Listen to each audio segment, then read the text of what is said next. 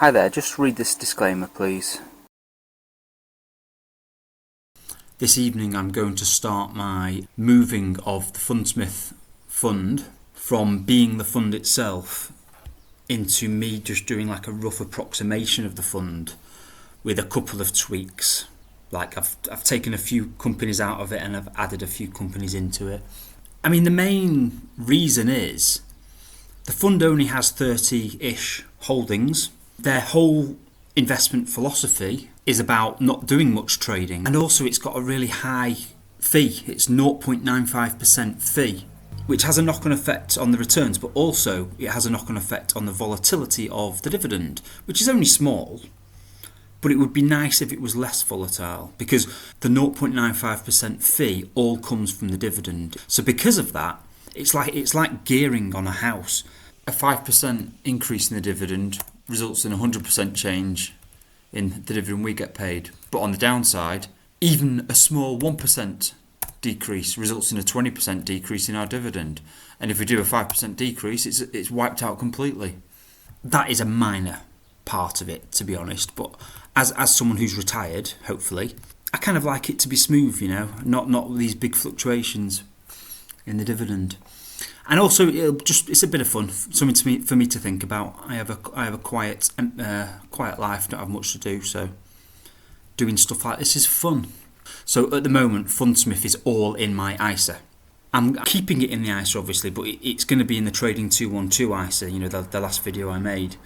So I'll be selling it in my iWeb ISA and buying the individual companies in my Trading 212 ISA, which means that there'll be a load of cash. First of all, I'm going to do it in two parts, so there'll be about $8,000 of cash left in my iWeb ISA. And so before I can do the second half of the Fundsmith switch, I then have to move one of these, or some of these, which is all of my investments that are outside of tax wrappers. So these are the ones that have to move into the tax wrappers at some point. And I will then move the GSK holding, because that's the biggest capital gain at the moment. I'll sell that in the general investment account and I'll buy it in the iWeb ISA. And that will give me $6,000 in the general investment account, which can then go into the Trading 212 ISA. And I've got a couple of extra grand that I can use as well. I mean, the reason I'm doing it in two parts is because I haven't got $16,000 just to do it all in one go. So what I've got here is the actual Fundsmith portfolio. This is just with equal weightings. It's not actually got any estimates of the actual weightings. Here is kind of my reasoning for not including some of the holdings. So Philip Morris, I've decided to exclude. It's a tobacco company. It's too much of a value stock, which could easily fall into one of my value funds. And in fact, I'm pretty sure Murray International owns Philip Morris. So it's kind of like a doubling up thing. My kind of approximation in Trading 212. I want it to be more of a growth focused thing, rather than having some value stuff too. And then also for these two UK companies, Diageo and Unilever, it's more stuff that there is and could be in my other funds. My UK funds no doubt have Unilever and Diageo in them. I'm already way overweight UK companies anyway in my whole portfolio. And here's what I'm actually going to do. So these are all just weighted using Fundsmith's website. Fundsmith's website publishes a fact sheet each month and it gives us the order they're in, but it doesn't give us the percentages. So what I've done is I'm pretty sure Microsoft and Novo Nordisk are about 10% because he's mentioned being forced to trim them because he can't go above 10% because of the rules of open-ended funds. So I'm probably actually below his weighting there. But I mean, the thing is I'm probably not going to trim it at 10% because I'm not bound by those rules. So if they do again grow past the 10% mark, I don't need to sell them like he does in his fund. So, and then I've just kind of incrementally gone down in order that he's said. I've just put the rest equally weighted, and then at the end there I've put Apple at 1% because Terry Smith recently said that his holding in Apple is very small compared to the rest because he bought some and then the share price flew up dead quickly and he just thought, well, it's gone too high now, so I don't want to buy anymore. So he'll just wait for another opportunity. So I'm sure at some point he might top up that holding to be a full position. But in the meantime, I'm gonna just stick it at 1%. So like I say, none of this is going to be an exact copy of Fundsmith. It's just a rough approximation, and with some tweaks like taking a few companies out and also adding these companies. I've got the first one is Amazon. I'm going to add. Terry Smith did own it for about a year, but I'm going to add it just fear of missing out. And then there's McDonald's, because I eat there a lot. I'm very healthy, and also Fundsmith owns it in their sustainable version of the fund anyway, so it's kind of a Fundsmith pick as well. And then these other two is there's a YouTuber called Joseph Carlson who has a very similar philosophy to Fundsmith. He'll often kind of follow not follow it, but he'll comment on what Fundsmith is doing. So he has a very similar philosophy, and these four are four of his picks, which I really like the sound of from listening to him talk about them. And he kind of shows us all of the metrics of the company and talks in depth. So I haven't done any of my own research on these companies, but I've heard a lot from someone who's done the legwork. And what's the worst that can happen? It's only 2.66% each of 8% of my portfolio. So it's a tiny amount anyway. So obviously the first time I do this, I'm putting £8,000 in. So I've changed that number there to £8,000, and the spreadsheet automatically calculates these amounts that need to go in each one. What this is doing is it's taking off the currency exchange fee that Trading 212 charges. For me to actually execute this, I need to know the number without that being taken off. So for me, when I tell it to buy, I need to tell it to buy that amount, and then it would just take the fee from that. So I'll just adjust my spreadsheet here. Fundsmith, when you withdraw money from it, you take it out at the NAV at midday each day. So what I'm going to do is for the non-US companies, like we've got Novo Nordisk up there, we've got L'Oreal, we've got LVMH, and a few others, Coloplast, Amadeus. So for those ones, I'll just do them at noon tomorrow. But for the US ones, the closest we can get to noon tomorrow will be at close today. And I've just checked, Eastern time is 6 hours behind me. I'm actually 1 hour ahead of the UK. I'm in Bosnia. And oh man, I should really know how to pronounce that. I'll learn that one day. I've been here a week already and I still don't know how to say it. 30 buys to do, and I'm not familiar with it. So I think what I'll do is at 3 p.m, I think I'll start purchasing these amounts for the US companies. But as you can see, even on this £8,000, it's given me an extra £52 of income just by getting rid of his fees. Microsoft.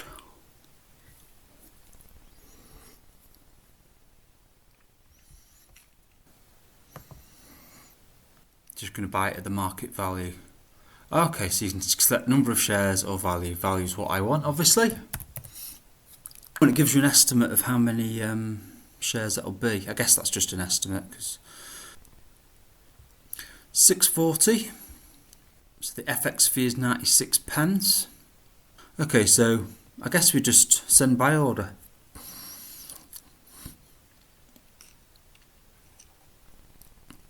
And it's done.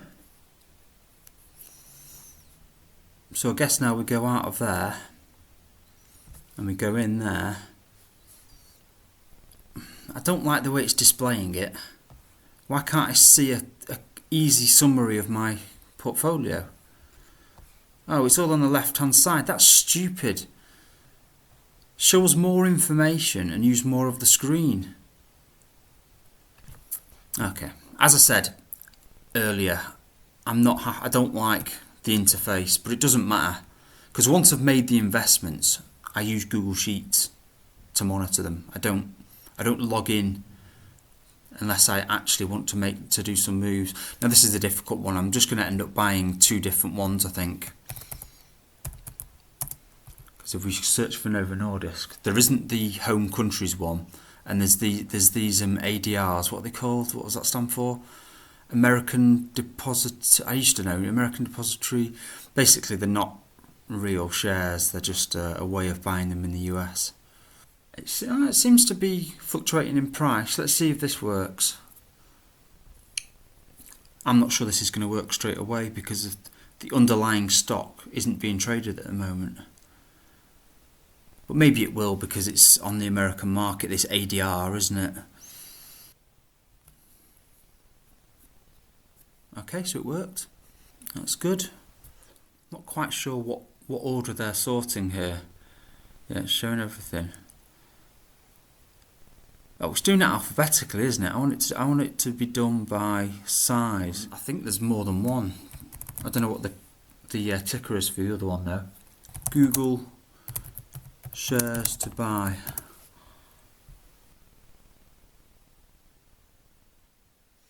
I'll just follow that then. Go for Class A. Go for the cheaper one. It's got a blue tick next to it as well, so that suggests to me that they're trying to point me towards that one. Oh, which should I go for? Should I go for the non-voting one, just because Google doesn't recognise? Just for the sake of my spreadsheet. What a great reason to choose one over the other. Just because I can actually monitor it in my Google Sheets. Costco. McDonald's. Kentucky Fried Chicken and a Pizza Hut.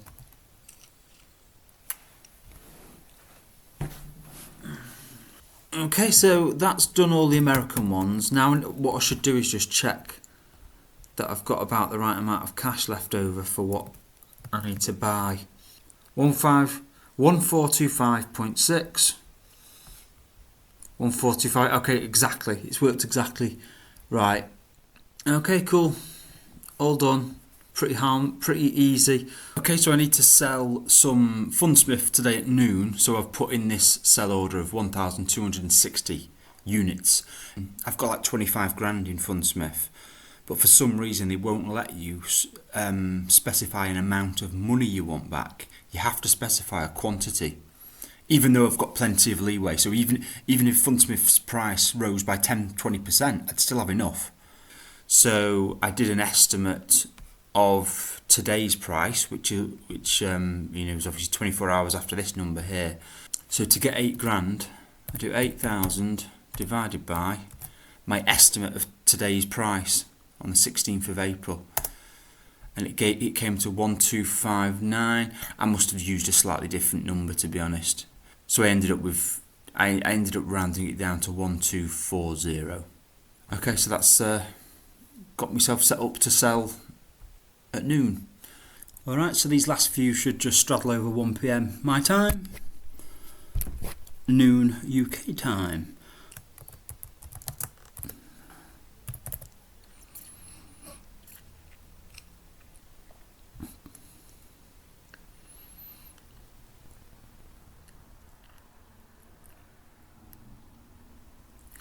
Well, I haven't got the notification yet. I presume that market's open. There we go. Slight delay there compared to normal. There's French transaction tax. That's I don't have any of that for the US ones, but it's the same as what we have in the UK. Stamp duty. Well, that's just an estimate though, isn't it? Send by order. Nasdaq Copenhagen. It's view only though. I don't know what this is. Over the counter markets. I think it's. See, that's view only. Is this view only, or is it the one above that's view only? Yeah, that's view only. See, that's the Copenhagen market. This is the main one. We don't seem to have access to that on Trading 212 though. I'm not sure what over the counter markets are. I really should have done all this research before, shouldn't I?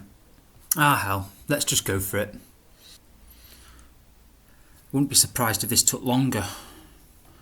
Over the counter, that kind of gives me like the impression of, yeah, there's no notification come through. Less automated, that gives me the impression of, it might be one of the, here we go, pending orders. Yeah. So that might just be something that happens at some point in the next 24 hours, who knows? Right, so there should just be one pending. I wonder if it shows Coloplast in this list, or whether that is a one that will turn up later. Oh no, it's there, but it's just pending with the clock. So I'm guessing, because this is pending for the £212.08, I'm guessing the cash won't show here for that. Oh no, oh yeah, reserved for orders, there we go. Free funds 20p, yeah, that's all worked out perfectly. So I'll show you what I've done here. I've just created my spreadsheet to track it. This spreadsheet was more about setting it up. Once I've fully done it, I'll get rid of this one.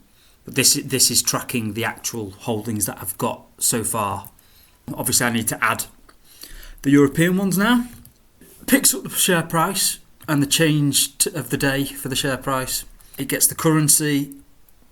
It then translates the share price multiplied by the number of holdings and then converts it into pounds using this function here from Google Finance.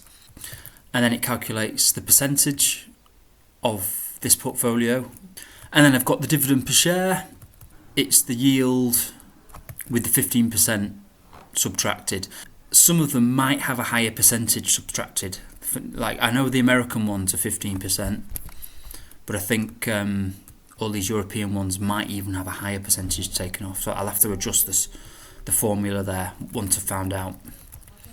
And then the estimate of my total dividend from the £8,000 or the £6,500 that I've got in there at the moment. Alright, so I'll update all of that and we'll see how the Fundsmith sale goes in a bit. Alright guys, so it's a couple of days later. So my original plan was that I was going to use the £8,000 cash that I got from selling Fundsmith in ISA. I was going to use it to buy GSK holding, the 5,600 you can see there. I was going to buy that in the ISA and sell it in the general investment account, and then use that money in the general investment account, send it to my bank account, use that to do the same thing again for the second half of the ISA allowance in the Trading 212 account. That was the plan, but then I realised that I want to get my LISA £4,000 in before the 5th of May to get it in there as soon as possible so I can get my bonus as soon as possible. But the timing wouldn't have worked out doing that. I was looking at the calendar and counting the days because you have to wait for things to settle once you've sold them to send them back to your bank account, stuff like that. So I decided that wasn't going to work. So instead what I've done is I sold my money market account in the iWeb ISA so that I had more money in there, which took, obviously that wasted a day. So that meant that on today, the 18th, I could do my buy and sell of about 12 grand's worth of City of London. So in the iWeb general investment account, I sold about 12 grand's worth, which was 3,000 shares. And then straight away, I went into the ISA on iWeb and I bought the same number of shares, 3,000. Obviously, there's the stamp duty. Oh yeah, 60 quid in stamp duty. So it always costs 10 quid in trading fees and a bit of spread as well. The usual costs when you're selling and buying again. So that gives me extra money. So now I've got £8,000 plus £4,000 equals about 12. So now I can do the LISA and the second half of the Fundsmith in Trading 212 without any delay, without having to wait an extra month to put my LISA money in. Right, so that's so that's done. That's half done. All it is now is a repeat of that for the second half of the 16,000 I can put into the Trading 212 ISA. I've just fixed up all of my spreadsheets. I've changed that line for Fundsmith, so it's now Fundsmith plus Fundsmith-ish, which is there. That's the spreadsheet. So if we look in the cells here, I've kept the costs the same. I've added the 63 quid. I ended up selling about 7,927 quid's worth, but I bought about £8,000 worth, so that there's an extra 60 odd quid of costs there. The holdings obviously goes down by the amount I sold, but then in the value, I've added the value from this spreadsheet here, G2 in that spreadsheet. So this spreadsheet still tracks it. Obviously, I still need to update that every day.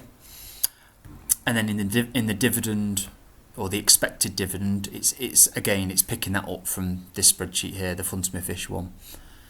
And then in this, obviously, this sheet itself, I've now updated with the European stock amounts. So the total now adds up to about the £8,000 that I put in. And I've added these couple of columns here as well. So I've just written down when the next dividend is due for each stock. So each month I can just highlight the ones that are due this month. So this month we've got 2 that are due. At the end of each month I make sure that any of the green ones, make sure there isn't any green ones left over from the previous month. And then when the dividends do come in, I enter the amount in this column just to keep track of them, and then add them to my other spreadsheet that tracks my actual income, my actual dividends that I'm receiving. Yeah, so that's it really. As soon as this deal here settles on the 22nd, I can send myself the money into my current account, and then I can just start again. I can put 8 grand in trading 212 and back to the start of this video really, except I've done it all before, so it'll be easier and less unknown. Thanks for following along on this little experiment, and I'll see you next time, where I will let you know why these rows have been hidden from you. Little teaser there. See you next time. Bye bye.